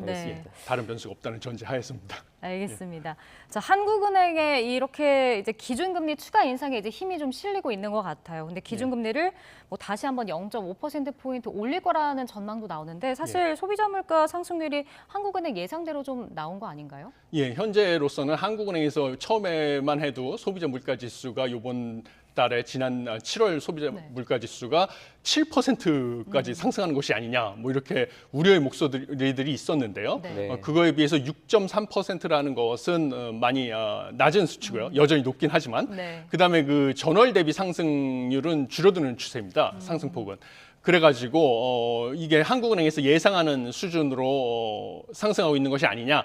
그래서 현 상황에서 다른 변수가 없으면 한국은행에서 예상하듯이 이제 앞으로 베이비 스텝 0.25% 포인트씩 점진적으로 인상을 하면 기대 인플레이션율도 떨어지고 그래서 물가도 이제 정점을 찍는 것이 아니냐. 이렇게 지금 한국은행에서 예상을 하고 있고요. 저도 개인적으로 요번에 이제 물가 상승폭이 그래도 6.3%라서 연속으로 6% 소비자 물가 지수가 전년 동월 대비 상승한 것은 뭐 큰일 난 게 아니냐 막 이러면서 뭐 또 빅스텝을 가야 되는 게 아니냐 이렇게 우려하시는 분들도 있는데요. 저는 개인적으로 한국은행의 우리나라 이제 정책 목표가 물가 안정만 있는 것이 아니라 금융 안정도 이제 있습니다. 한국은행법에 따르면. 근데 이제 금융 안정 측면을 고려하면 우리나라 가계 부채가 작년 연말 대비 이제 BIS 기준으로 GDP의 약 107%에 육박을 합니다. 이런 가계 부채 문제가 심각한 상황에서 기준금리를 정말 급속하게 또 빅스텝을 해서 올리게 되면 지금 다중 채무자가 상당히 많지 않습니까? 그동안에 대출 규제를 하다 보니까 소위 말하는 부동산 가격이 급격하게 올라서 뭐 2030 세대들이 다급한 마음에 뭐 영끌이라고 하죠. 영끌까지 끌어모아서 뭐 제1금융권, 제2금융권, 심지어 4인간 대출까지 동원해서 집을 사고 뭐 이러는 바람에 다중 채무자들도 늘어나고 이랬는데 이런 가계 대출 부실화, 그다음에 이제 코로나 사태로 인해서 어려움을 겪었던 자영업자분들, 소상공인들 대출 부실화 이런 게 심각하게 되면 급격한 기준금리 인상으로 그러면 금융 안정에 우려가 생기기 때문에 이런 것을 감안했을 때 한국은행에서 추가적인 빅스텝은 현 상황에서 어렵지 않을까 예상하고 있습니다. 밤사이에 해외 증시도 살펴보겠습니다. 뉴욕 증시는 하락 마감을 했죠? 예, 그렇습니다. 예, 뉴욕 증시가 하락 마감한 것은 크게 두 가지 이유가 있습니다. 첫 번째는 이제 지난 밤에 낸시 펠로시 하원 의장이 대만을 방문했습니다. 전격적으로 대만을 방문하다 보니까 이제 중국에서 이제 하나의 중국 원칙에 위배됐다 이러면서 이제 강력하게 반발을 해서 미국과 중국 간의 갈등이 지금 극단으로 치닫고 있죠. 그래서 이게 이제 중국발 또 역시 자원의 무기화, 그래서 히토류를 또 무기화를 하겠다라고 중국이 천명을 해서 지금 현재 러시아 우크라이나 사태로 또 국제 유가 상승 뭐 이런 걸로 전 세계 많은 나라들이 인플레이션으로 고통을 받고 있는 상황에서 중국이 또 히토류를 무기화할 수도 있고 또 중국은 세계의 공장이기 때문에 중국발 또 공급망 교란으로 인한 물가 상승 우려가 있지 않습니까? 그래서 이거에 대한 우려가 있는 동시에요. 또 미국에서 또 새로운 노동시장 지표가 간밤에 발표가 됐습니다. 그게 바로 6월 9인 이직 보고서인데요. 6월 9인 이직 보고서에 따르면 6월 채용 공고가 시장에서 전문가 전망치보다 오히려 하회하는 결과가 있었습니다. 그래서 이 두 가지 뉴스 때문에 미국의 주가가 간밤에 이제 하락한 것으로 보입니다. 뭐 말씀해주신 대로 미국의 노동시장 그 지표가 나왔는데 미국은 뭐 아직까지 이 견고하다고 하는 노동시장이 조금 둔화하더라도 경기 침체로 보지는 않고 있는 거죠? 그렇죠, 맞습니다. 예. 그러니까 지금 요번에 발표된 6월 9인 이직 보고서에 따르면 6월 채용 공고가 1,069만 8천 건으로 전월 대비해서 줄었는데요. 이게 뭐 줄은 거에 대해서는 우리가 놀라운 사실은 아닙니다. 왜냐하면 미국에서도 이제 그동안에 이제 고용은 50년 만에 실업률이 최저치에 상당히 근접한 수준이어서 상당히 안정적인 것으로 보고 있었으나 미국에서 이제 물가 상승을 억제하기 위해서 기준금리를 이제 급격히 두 번의 자이언트 스텝을 할 정도로 인상을 하고 있으면 당연히 기업의 입장에서는 투자를 줄이게 돼 있죠. 그다음에 소비자들 입장에서는 또 소비를 줄일 수밖에 없습니다. 그러면 기업 입장에서 투자가 줄어들고 또 소비가 줄어드니까 기업은 이제 고용을 당연히 줄일 수밖에 없는 것이죠. 당연히 제품에 대한 수요가 줄어들면 생산을 줄이게 되니까 기업은. 그래서 고용이 줄어드는 것은 모두가 다 예상했던 사실입니다. 그런데 요번에 이제 고용이 줄어든 것을 또 이제 주식 시장에서는 충격으로 받아들인 건 뭐냐면 시장의 예상치, 전문가 전망치인 1,114만 건을 보다 하회했다는 사실이죠. 시장의 예측치보다 하회했기 때문에 지금 충격으로 받아들여서 주가가 약간 하락을 한 것인데요. 그렇지만 이제 페드, 미국의 연준에서는 두 가지 정책 목표를 가지고 있습니다. 그래서 완전 고용과 물가 안정. 물가 안정인데 역시 이제 미국의 연준은 정책 수단은 하나밖에 없죠. 기준금리 조정. 근데 하나의 정책 수단으로 두 개의 정책 목표를 동시에 달성하는 것은 애시당초 불가능합니다. 이걸 이제 팀버겐의 정리라고 하는데요. 그렇기 때문에 두 가지 정책 목표를 동시에 달성할 수는 없어서 절충을 할 수밖에 없기 때문에 현 상황에서는 물가 안정이 더 중요하기 때문에 완전 고용을 어느 정도 희생을 감수한다 할지라도 물가 안정을 우선시하겠다. 라는 의지를 이제 연준 의장께서도 표명을 하셨습니다. 그래서 이 정도의 고용 감소는 감수하고 물가를 잡기 위해서 기준금리를 올리겠다라고 표현을 했기 때문에 뭐 이제 시장에서도 이렇게 이것을 대단한 충격으로 받아들이지는 않을 것으로 보입니다. 저희가 기름값 얘기도 조금 해보겠습니다. 유류세 탄력세율 범위를 최대 50%까지 확대하는 법안이 국회를 통과를 했습니다. 기름값 안정에 도움을 주긴 주겠지만 어느 정도 줄까요? 글쎄요, 제가 그 유류세 관련해서는 제가 그동안에 많은 인터뷰나 뭐 기고문 이런 쪽을 통해서 제가 반대한다는 의견을 줄기차게 표시를 했었는데요. 그 이유는 다음과 같습니다. 일단 현재의 그 우리나라 유가 상승의 근본 원인은 전 세계 그 러시아 우크라이나 사태로 인해서 전 세계적인 그 원유의 공급 부족에 있습니다. 공급 부족에 있어서 이제 공급이 수요보다 부족하기 때문에 유가가 올라가는 것이었거든요. 근데 이제 정부 입장에서는 아까도 제가 말씀드렸듯이 이번에 소비자 물가가 급격하게 상승한 데 있어서 가장 큰 원인 중에 하나가 석유류 가격 상승이고요. 석유류 가격 상승만의 기여도를 따져봤을 때 이게 약 이번에 소비자 물가 지수 상승률의 25% 정도가 이제 석유류 제품 가격 상승으로부터 비롯됐다고 이제 발표에 따르면 통계청 발표에 따르면 나타나는데요. 그렇기 때문에 이제 이거를 잡아보겠다고 정부에서도 이번에 또 유류세를 꾸준히 인하를 했는데요. 작년 11월부터 유류세 인하한 거를 감안하면 정부의 세수 감소가 올해만 세수 감소한 게 더 이상 추가적으로 유류세를 인하하지 않는다고 할지라도 올해 세수 감소 예상치가 8조 원, 약 8조 원에 달합니다. 이 8조 원이라는 감소된 세수가 한국 경제에 추가로 풀리는 거죠, 유동성이. 그러면 이게 어떻게 되겠습니까? 물가가 상승되는 요인이 되는 것이죠. 유동성이 추가로 풀리니까. 근데 현재 지금 인플레이션 때문에 물가 상승 때문에 온 국민이 고통을 받으시고 그다음에 이 물가를 억제하기 위해서 한국은행에서 끊임없이 기준금리를 인상하고 있는 것이죠. 기준금리 인상하는 시중에 풀린 이 유동성을 회수하기 위한 것인데요. 이게 반대되는 정책이죠. 한국은행의 기준금리 인상 정책과 반대되는 정책인데 유류세 인하로 8조 원의 감소된 세수가 추가로 한국 경제에 풀리면 이건 오히려 물가를 상승시키는 요인이기 때문에 한국은행 기준금리 인상 정책의 효과를 반감시켜서 오히려 물가 상승의 고통, 그다음에 기준금리 인상의 고통을 전 국민이 또 나눠지는 효과를 갖게 된다고 해서 저는 이거를 반대하는 것이고요. 그다음에 또 다른 것은 뭐냐면 이 유류세를 감면한다는 것은 역진적인 정책이라는 것이죠. 소위 말하는 유류세라는 게 유류 리터당 얼마 이렇게 부과를 하는 세금이다 보니까 자동차를 많이 사용하는 사람일수록 그 혜택이 크게 됩니다. 그래서 이제 대중교통을 이용해서 출퇴근을 하는 서민분들의 경우에는 이 혜택이 크게 돌아가지 않거든요. 그래서 이게 역진적인 혜택이고요. 그러다 보니까 유류세를 감소시킨다고 해서 당장은 이제 유가가 하락하는 효과를 볼 수 있으나 이게 이제 지속적인 정책이 될 수가 없어서 이 유류세를 감소해서 유가가 하락되면 당연히 또 유류에 대한 소비는 증가해서 유류 낭비 요인이 되고요. 그다음에 국제 원유의 공급이 늘어나지 않는 이상은 유가가 안정되는 장기적으로 안정되는 효과를 얻을 수 없다고 봐서 저는 반대하는 입장입니다. 자, 이 GS25 편의점을 운영하는 GS 리테일이 김밥이나 도시락 제조업체로부터 다양한 명목으로 돈을 받아서 또 과징금을 물게 됐더라고요. 이게 지금 자기 상품인 프라이빗 브랜드 상품, PB 상품이라고 하는데요. PB를 이제 하청하는 하청업체의 그 의뢰 지위에 있는 제조사에게 근거 없이 비용을 부담시켜서 이것도 이제 되게 상당히 여러 가지 명목이었는데요.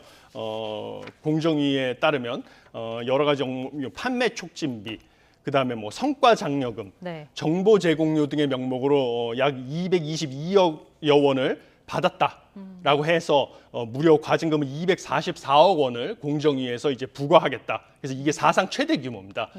라는 건데요. 공정위에서 보기에는 이 이제 하청업체들이 소위 말하면 그 하청업체들의 매출 100%가 다 GS 리테일로부터 이제 의뢰받은 이 PB 상품 을 제조하는 데 있습니다. 그래서 공정위가 판단하기에는 이 하청업체들이 GS 리테일의 소위 말하는 갑을 관계에서 의뢰 입장에 있는 하청업체들이다. 그래서 이건 부당하다, 불공정 거래 행위다라고 봐서 이런 과징금을 부과한 것이고요. 반면 이제 GS 리테일, GS25과 관련된 GS 리테일의 입장에서는 또 이제 다른 주장을 하고 있습니다. GS 리테일의 입장에서는 이게 하도급 관계가 아니다. 오히려 이제 대규모 유통업법을 적용했을 때는 이런 식의 금액을 부과하는 것이 정당하다. 우리는 정상적인 이제 납품업체와 이 납품을 받는 유통업자 간의 관계로 봐야 된다라는 주장이라서 우리가 오히려 이게 부당하다고 이제 항소를 할 수도 있다. 이렇게 주장하는 상황입니다. 이제 국무조정실은 이와 관련해서 대형마트 영업 제한 안건을 놓고요. 내일 이제 첫 번째 규제 심판 회의를 엽니다. 이게 강제성이 있는 겁니까? 강제성은 없고요. 일단은 관련된 그 전문가나 소비자들로부터 의견을 들어보겠다는 입장입니다. 근데 저는 이 규제가 2012년부터 도입이 됐는데요. 규제 도입의 취지는 이제 골목 상권, 뭐 소상공인을 보호하고 그다음에 이제 대형 마트에서 근무하시는 노동자분들의 건강권을 지키겠다라는 취지로 약 10년 전이죠. 2012년이니까 10년도 더 된 2012년에 도입된 제도인데요. 네. 제가 이게 10년이면 강산도 변한다고 하지 않았습니까? 그래서 이제 많은 것이 바뀌었기 때문에 네. 저도 이 규제를 이제 재검토해야 될 시점이 되지 않았냐 하는 생각입니다. 네. 왜냐하면 그 10년 동안 이 많은 데이터가 축적이 됐고요. 그다음에 이제 학계에서도 많은 연구 결과가 나왔습니다. 근데 가장 최근에 나온 연구 결과를 하나 말씀을 드리면요. 네. 2012년과 2016년간의 이제 소비 지출 금액을 비교를 해봤더니요. 전통 시장과 대형 마트에서 이 대형 마트의 영업 규제가 있었음에도 불구하고 소비 지출 금액이 동반 감소했다는 결과가 나왔습니다. 네. 자, 전통 시장에서도 소비 지출 금액이 감소했고 대형 마트에서도 소비 지출 금액이 감소를 했습니다.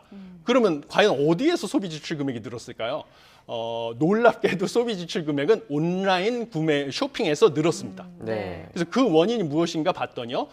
그 10년이 지나면서 한국 경제에서 소비를 주도하는 세대가 바뀐 것이죠. 세대가 교체가 돼서요. 소위 말하는 70년대, 80년대에 태어난 70, 80 세대가 소비를 주도하는 세대가 됐는데요. 네. 70, 80 세대의 특징이 온라인 쇼핑을 선호한다는 데 있습니다.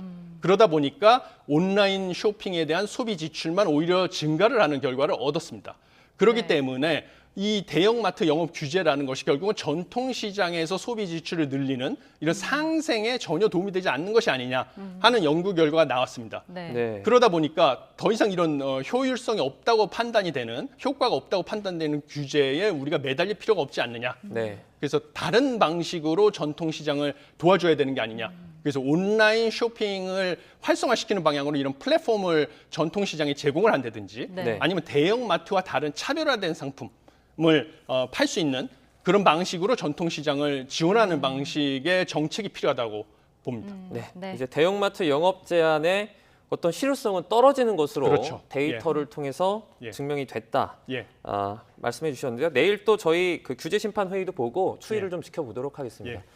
네, 오늘 여기까지 듣도록 하겠습니다. 석병훈 이화여대 교수와 함께 경제 이슈들 살펴봤습니다. 고맙습니다. 고맙습니다.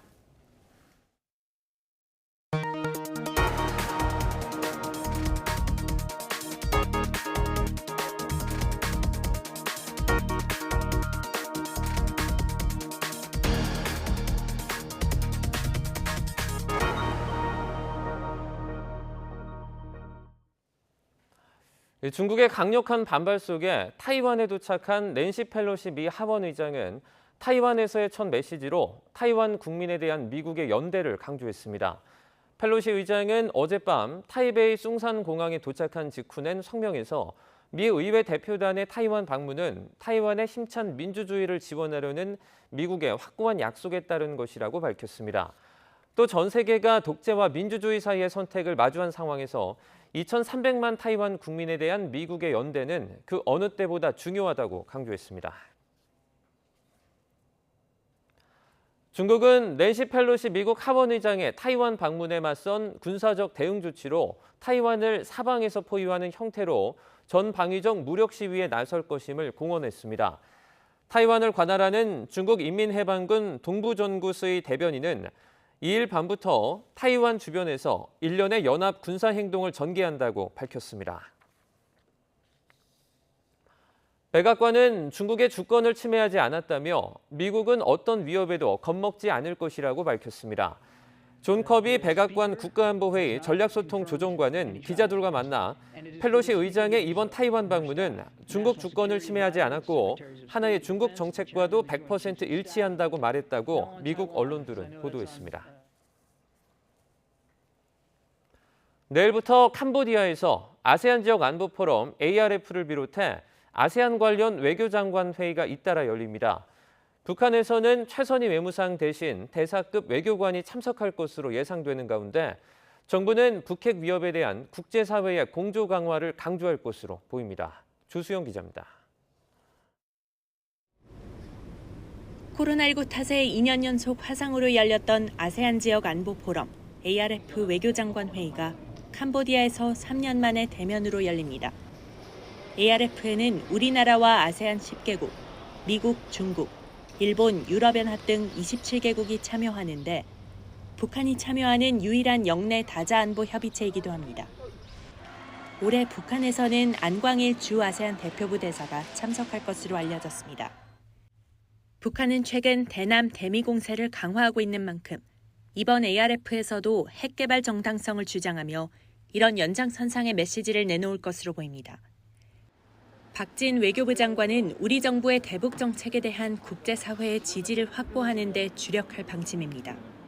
북한 핵 미사일 위협이 계속 점증되고 있는 상황에서 한반도의 안전과 평화를 위해서 북한 관련한 그런 여러 국제사회와의 소통을 강화하고 이에 관련한 공조 방안을 만들어내는 것에 중점을 두고자 합니다. 북핵 문제와 함께 우크라이나 전쟁과 미얀마 사태, 남중 국해 문제도 의제에 오를 것으로 보입니다. 윤석열 정부의 아세안 정책을 공식화하고 대아세안 관계 강화 의지를 다지는 자리이기도 합니다. 아울러 박진 장관은 의장국인 캄보디아를 비롯해 10개국과 양자회담도 추진 중이어서 강제징용 문제로 얽힌 일본, 사드 문제로 각을 세우고 있는 중국과의 회담이 성사될지도 주목됩니다. YTN 조수연입니다. 어젯밤부터 내린 비로 임진강 최북단 필승교 수위가 비홍수기 임명 대피 기준인 2m를 넘었습니다. 한강 홍수통제소는 필승교 수위가 오늘 0시부터 서서히 올라 아침 6시 반 기준 2.41m를 기록하고 있다고 밝혔습니다. 필승교 하류 군남댐의 수위는 새벽 6시 반 기준 27.12m로 방류량과 유입량도 자정 이후에 서서히 늘어서 각각 초당 1,281톤, 초당 1,288톤을 기록하고 있습니다. 수행비서를 성폭행한 혐의로 수감 생활을 해온 안희정 전 충남도지사가 내일 출소합니다. 안 전 지사는 3년 6개월의 형기가 끝나는 내일 경기 여주교도소에서 만기 출소합니다. 안 전 지사는 수행비서를 성폭행하고 추행한 혐의 등으로 지난 2019년 9월 대법원에서 실형이 확정돼 복역해왔습니다. 이영직 헌법재판관이 부적절한 골프 접대를 받았다는 의혹이 제기됐습니다. JTBC는 이 재판관이 지난해 10월 고향 후배가 마련한 자리에 참석해 이혼 소송 중인 A씨로부터 1인당 30여만 원인 골프 비용과 식사 접대를 받았다고 보도했습니다. A씨는 당시 이 재판관에게 이혼 소송에 대해 털어놓자 소송에 도움을 줄 수 있다는 취지의 말을 들었다며 이후 다른 변호사를 통해 이 재판관에게 현금 500만 원과 골프 의류를 보냈다고 주장했습니다. 이에 이 재판관은 A씨와 골프를 치고 식사한 건 맞지만 어떤 대가성도 없는 단순 모임이었다며 A씨 소송에 대해서도 변호사를 선임해 잘 대응하라는 원론적인 이야기만 했다고 해명했습니다. 인류 최초로 달에 발을 디딘 아폴로 11호는 발사 4일 만에 달에 도착했습니다. 그런데 이틀 뒤에 발사될 우리나라 달 궤도선 다누리는 무려 4개월 반 동안이나 비행을 해서 달 궤도에 갈 예정인데요. 이렇게 오래 걸리는 이유를 이성규 기자가 전해드립니다. 지구에서 달까지는 직선으로 약 38만 킬로미터입니다. 50년 전 아폴로 11호는 나흘 만에 달에 착륙했는데 다누리는 4개월 반 동안 비행합니다. 직선으로 달까지 가는 것이 아니라 나비 형태로 빙빙 돌아 약 600만 킬로미터를 날아가기 때문입니다. 다누리가 이렇게 먼 거리를 돌아 달까지 가는 이유는 앞서 설계 변경으로 무게가 120kg 이상 늘어나면서 연료 소모를 줄여야 했기 때문입니다. 무게가 늘어나니까 전체 무게 대비 연료의 어떤 비율이 저희가 좀 안 맞은 그런 상태가 된 거고, 그런 측면에서는 이제 기존 연료를 가지고는 3.5페이지 하기에는 좀 불안한 조건이 된 거죠. 그랬을 때 이제 저희가 차선책으로 선택한 거는 이제 나사에서 제안도 했고, BLT 코스로 가면 연료를 이론적으로는 최대 25%까지도 줄일 수 있어요. 다누리는 우선 태양의 중력을 이용해 지구로부터 약 150만 킬로미터 정도 떨어진 라그랑주 포인트 L1까지 갑니다. 태양과 지구의 중력이 균형점을 이루는 라그랑주 포인트 L1 지점까지 간 뒤 지구 중력에 이끌려 다시 지구로 향한 뒤 달로 비행합니다. 그러면서는 태양과 지구가 가지고 있는 인력이 서로 이렇게 상쇄되는 부분이 있습니다. 그 부분을 우리가 라그란지안 포인트라고 그러는데, 그 부분을 우배를 하면은, 그러면은 갈 때는 태양 중력을 이용하고 거기서부터 튕겨서 나올 때는 다시 지구 중력을 이용하고. 이 방식은 무인달 탐사에서는 쓰이지만 유인달 탐사에서는 통상 쓰지 않습니다. 우주인이 장기간 우주 비행을 할 때 우주 자외선으로부터 건강에 치명적인 영향을 받을 수 있기 때문입니다. 지난 6월 말 발사된 나사의 달 궤도 큐브 위성도 다누리와 같은 방식으로 비행합니다. 우리나라는 오는 2031년 달 착륙선 탐사에서는 상대적으로 짧은 기간으로 달에 가는 비행 방식을 택할 예정입니다. YTN 사이언스 이성규입니다. 물놀이에 쓰는 어린이용 튜브의 일부 제품이 안전인증을 받지 않거나 표시 기준을 위반한 것으로 나타났습니다. 한국소비자원이 시중에 유통 중인 공기주입식 물놀이기구 20개를 조사한 결과 어린이용 2개 제품은 독립 공기실 구조를 갖추지 않았거나 재료 두께가 기준에 미치지 못했습니다. 또 6개 제품은 사용 연령과 체중 범위 표기를 누락하는 등 표시 기준을 위반했습니다. 소비자원은 안전에 문제가 있는 2개 제품은 판매를 중지하고 교환과 환불 등의 조치를 내렸습니다. 브라질에서 머리와 뇌를 공유하는 샴쌍둥이를 분리하는 수술이 성공했습니다. 이 수술을 성공한 영국과 브라질 의료진은 수개월 동안 가상현실 공간에서 수술 준비를 했습니다. 보도에 이종수 기자입니다. 3살 배기 샴쌍둥이 아서와 베르나르도입니다. 전 세계적으로 극히 드문 두개골과 혈관을 공유하는 샴쌍둥이입니다. 2018년 브라질 북부 호라이마주에서 태어난 후 병원 침대에서만 지냈습니다. Nossa, nesse dia eu fiquei tão desesperada porque eu não aceitava aquele diagnóstico, né? 영국과 브라질 의료진은 33시간 동안 진행된 2차례 수술 포함해 모두 7번에 걸친 고난도 수술 끝에 분리수술에 성공했습니다. 수술에 참여한 의료진 100명은 성공을 확인하고 환호했습니다. Eu fui conversar com ela. Eu falei assim, Adriele, eu acredito que nós, talvez a gente seja capaz de separar essas duas crianças. 의료진은 쌍둥이 뇌를 스캔해 만든 두개골 전자지도로 예행 연습을 하는 등 준비 과정에서 가상현실 기술을 활용했습니다. 분리수술 성공으로 쌍둥이는 서로의 얼굴을 볼 수 있게 됐습니다. 쌍둥이는 회복 중이지만 추가 수술이 필요할 수 있다고 의료진은 설명했습니다. YTN 이종수입니다. 밤사이 수도권을 중심으로 강한 비구름이 만들어졌습니다. 약 3시간 전까지만 해도 서울 도봉구에는 시간당 50mm 안팎의 폭우가 쏟아지면서 호우경보가 내려지기도 했었는데요. 지금 서울의 호우특보는 모두 해제가 됐습니다. 하지만 경기 남부를 중심으로는 여전히 호우특보가 내려져 있고 시간당 30mm 이상의 국지성 호우가 쏟아지고 있는데요. 이들 지역은 오늘 오전까지, 오후에는 남해안 지역에도 집중 호우가 쏟아지는 곳이 있겠습니다. 추가적인 비 피해가 발생하지 않도록 계속해서 주의해 주시기 바랍니다. 현재 레이더 화면을 살펴보면 강한 비구름대가 서울 등 수도권과 강원 남부에 영향을 주고 있습니다. 반면 남부지방은 오전까지 비가 소강 상태를 보이는 곳이 많겠습니다. 오늘 경기 남동부 많은 곳에는 120mm 이상, 강원 영서에도 100mm가 넘는 호우가 더 내리겠고요. 서울 등 수도권과 전남, 경남에는 20에서 70mm, 그 밖에 내륙에는 5에서 30mm의 비가 내린 뒤 늦은 오후부터 점차 그칠 전망입니다. 비가 내려도 더위는 쉬어가질 않습니다. 고온다습한 공기가 유입되며 날은 더 더워지겠는데요.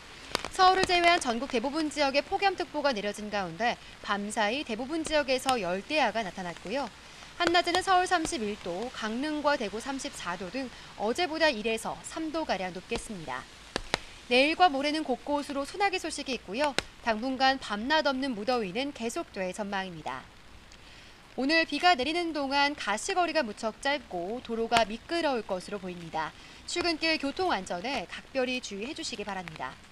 지금까지 상암동 야외 스튜디오에서 YTN 흥나실입니다. 수요일 아침 굿모닝 YTN은 여기까지입니다. 잠시 후 뉴스라이더가 방송됩니다. 시청해 주신 여러분 고맙습니다.